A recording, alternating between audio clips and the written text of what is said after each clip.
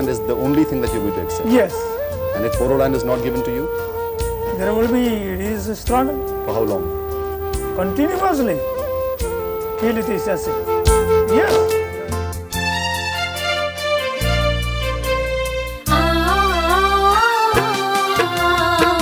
Swrni Sao Nangkw yo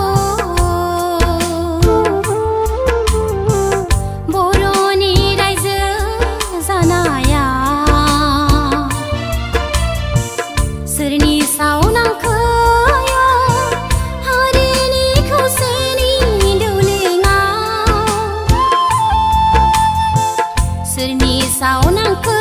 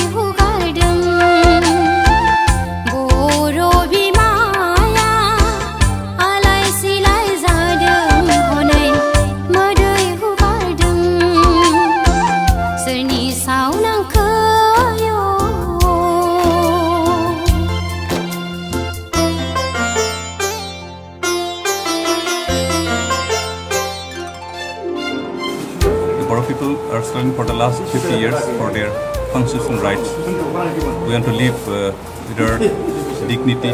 We want to protect our land, the ancestral land, and we want the government should take necessary steps to protect our language and identity.